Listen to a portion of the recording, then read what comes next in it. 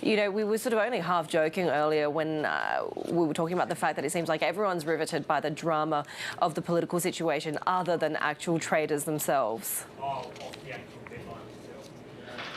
Yeah, look, I mean, obviously it doesn't change much big picture, but if I do look at my favourite Bloomberg page, WCRS, I see that the pound was the second strongest currency in the G10 over the past 24 hours, particularly outperforming the euro. So maybe a little bit of relief there in terms of some degree of resolution, rather than Johnson hanging on and keeping on having these challenges and defections and so on there, and particularly disturbing earlier in the week when your Chancellor resigns. That's a very bad sign. So your current Chancellor and the previous one. So if we can get some stability there, the markets would probably like to see someone with economic experience, such as Rishi Sunak, perhaps, but really, as you're saying, big picture, we've got what the Bank of England is expecting: zero growth in the UK economy over the next 12 months, inflation heading to 10-11% later in the year.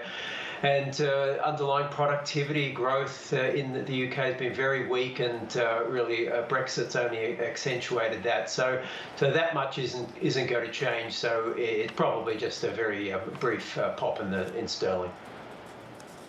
The promise of tax cuts is likely to feature quite heavily in whoever his replacement will be, and that campaigning. What would markets be watching out for, given there are concerns that it's just going to further drive up inflation?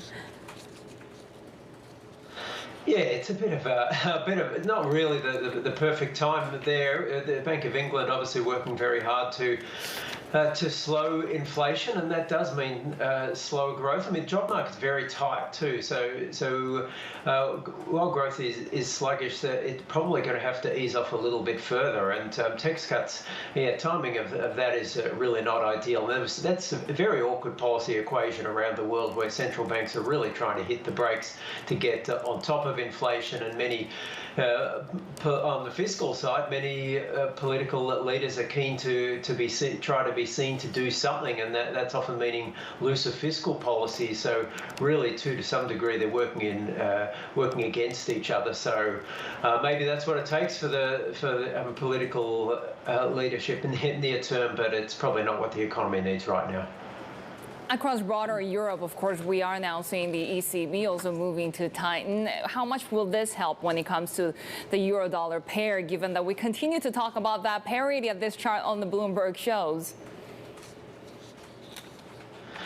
Yeah, that's right. So euro parity getting back on the agenda. It's really been under great pressure from the yield spreads. It got a bit of stabilisation when the ECB changed its tune a few months ago and started realising that continuing quantitative easing was really not the correct policy. So it took them a while to wrap up that. You've still got the benchmark rates at negative 0.5, so a long way to go there before the Eurozone yields become more attractive. But in the meantime, I think, look, strong US dollar is probably going to persist. The Eurozone economy, like Britain's, is a huge net energy importer, and that's just crushing for a lot of business and consumer budgets. And so with that's a real weight on growth. In contrast, the US is a net energy exporter, is not as hit hard by soaring energy prices. And with the Fed on the front foot, we do think that the euro is going to remain under pressure near term. Further out, probably looks a bit better on a 6-month horizon, but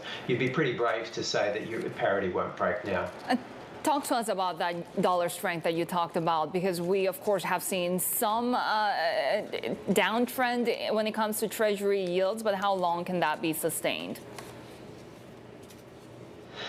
Yeah, so it was a bit of a circuit breaker to have that pull back. And very wild times in Treasury markets. I think they're really struggling to work out what to price in terms of when does inflation peak, when is the Fed finished with its front loading? Are they really front loading, or are they going to have to keep on tightening? And how seriously do you take recession talk? Is it just more of a technical thing in the first half of the year? We had a couple of the Fed officials overnight pushing back on the notion of recession. So that's a lot of volatility there. But look, in big picture, we just think that there's enough momentum behind the US dollar in terms of the Fed being on track for another 75 basis point hike in just a couple of weeks.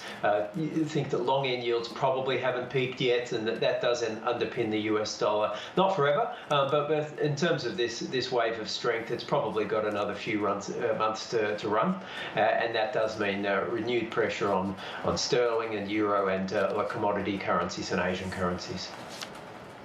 Yeah, where to for the Aussie? Because there's been so much push-pull. The trade picture, the economic picture is good, but the risk outlook has not been. What's a stronger impetus here? Yeah, it's really difficult. So obviously, short term, the way it's been trading the past couple of weeks, it does seem that the poor risk appetite globally is the key factor there. Interest rate spreads haven't changed that much, with the RBA playing a bit of catch up there.